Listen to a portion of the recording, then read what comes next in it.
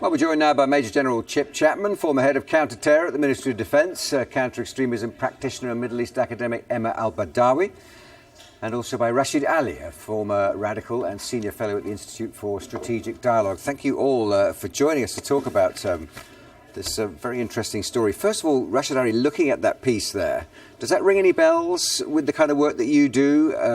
How do you relate to what you saw unfolding there in that story? I think what's interesting is that you have two very different a start point and an end point of how they perceive their religious identity. So on the one hand, you have this very strong political ideology, running through what he believed was his religion, one that should be enforced over society, one which was separatist, and one which sought to be part of a greater global Muslim community. And at the end, you have someone who has taken a religion, but sees it as a practice for themselves, sees themselves as belonging to the wider community rather than separate from it, and doesn't see their religion as a political ideology, but more a spiritual path. And I think somewhere that journey is the interesting part, to try and map out exactly what it is that created that shift and that change. I mean, almost a reconciliation with what perhaps a discovery of what you really wanted in the first place in that case. Possibly, but I think the really interesting thing is some of the interviews he's mentioned that he never felt an absence. Yeah. So he never really felt the need for belonging. He never really felt that there was a void in his life. I mean, however, he does speak about when he embraced Islam as an idea, it appealed to him.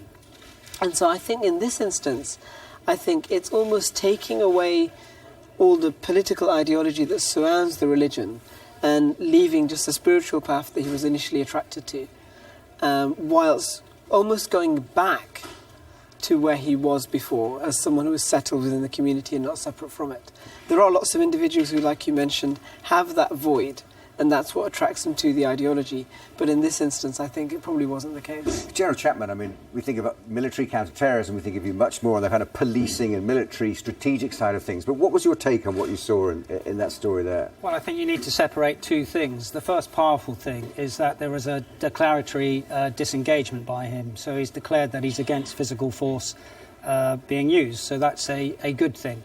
And of course, you can declare yourself against this in an overt sense, a covert sense, and he's declared it on Sky News. So that's a really powerful thing and can be very impacted. That's different than the cognitive processes. That is, has he actually disengaged, de-radicalised in terms of his attitudes and views?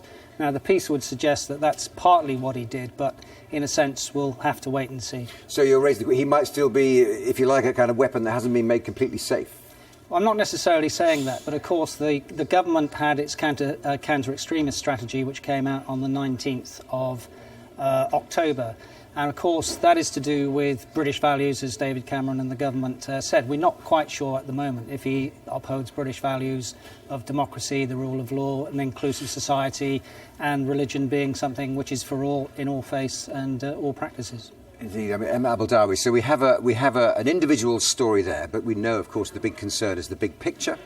Governments, police agencies, other sort of groups are all concerned about how we tackle the big picture to make a kind of a change.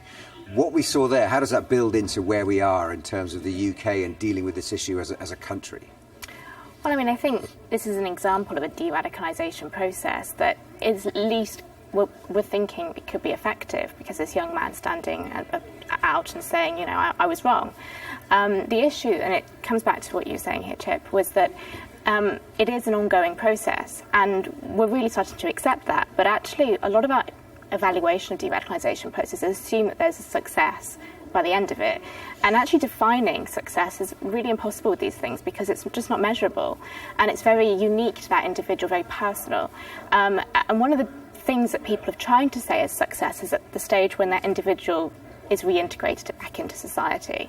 And that is what people say is that will be a sign of a successful de-radicalisation process. The trouble is, it's probably one of the hardest parts of a de-radicalisation process in theory, because it requires not just the individual may really buy into the idea of getting a job and reintegrating back into the communities, but it requires more than that individual, and it requires more people. It requires the hospitality of the wider society to acknowledge, yes, this person's de-radicalised. He's on a journey, and now he's back with us, and we'll open up to him having a job and reintegrating. And that's so much harder because you've got to change the whole because society. you're describing a culture which is kind of open and welcome to the idea of people who may have difficulties dealing with elements of it being brought into the fold, and money and time and effort being spent on helping them out. I mean, that's a whole national challenge, isn't it?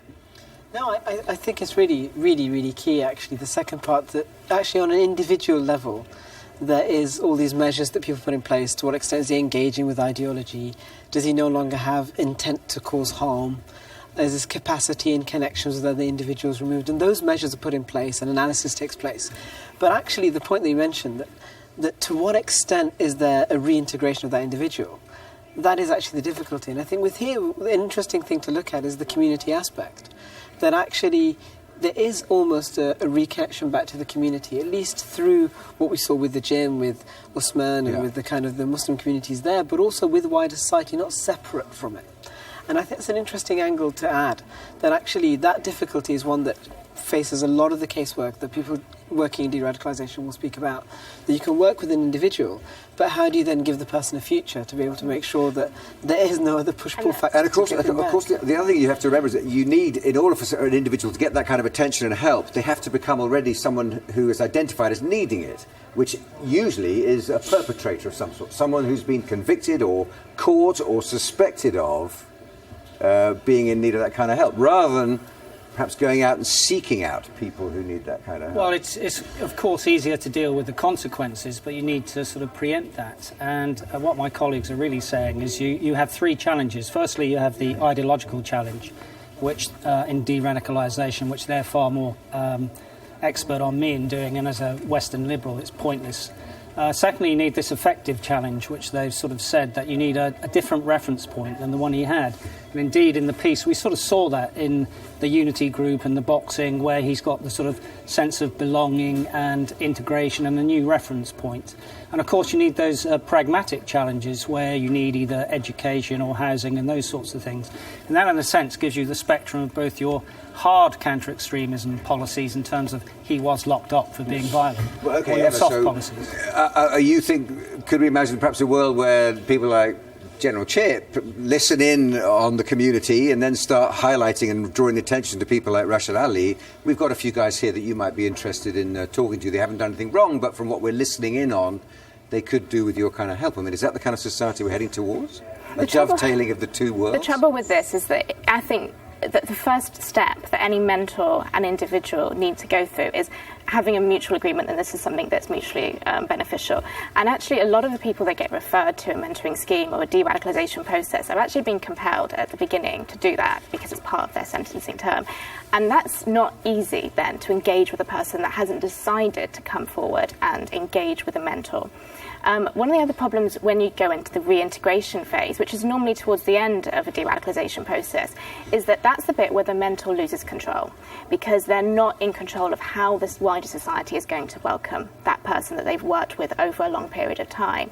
And the trouble with that is that it's such a risk, because if the reintegration efforts don't work or fail for whatever reason, that then puts that individual back a thousand steps, and even you could lose that individual so much more than you did at the very beginning. And it can start to build into an individual's victim narrative in a way that they think, well, I embraced society, but society didn't embrace me back. And that's where it becomes really tricky. So that's why I would say that the reintegration is the riskiest part of the de-radicalisation process. Rashad Ali, if we look at this historical story about the cultural integrating of the European continent with population moves and the general changes from the beginning of the 20th century to say now, a lot of these issues were going to come along anyway. What part do the kind of push-pull factors of a group like IS play in making it harder or in disturbing it, or would it have happened anyway? Well, I think there's two very different things there. The first is, I think, we have actually had for centuries Muslim populace, Muslim interaction within Europe and even within Britain. And I think that history is often lost, both in terms of peoples within the UK, going back to the, famously the oldest mosque with, Abdullah Quilliam, or with, the Yemeni community in Wales, etc., that you've actually had generations from the turn of the last century and even before that of Muslims who've been almost indigenous to British society and having an appreciation of broad British values, the rule of law, the notion of separating powers, the notion of democratic engagement and so on. And also the other side that actually we have, if you look at, there's a great work by, I think it's William Dalrymple, one of his travel writings on the White Mughal, his series looking at actually the other way around, the integration of British colonials within Indian society. So we've had that type of interaction both ways. I think that needs to be separated from the broader integration issues from the discussion of de-radicalisation and radicalisation, in the sense that actually they will always have issues as a social phenomena. The very specific ideological radicalisation is very, very particular. Okay. So to look at the alienation issues or lack of integration issues, in themselves they're not hooks for extremist ideology.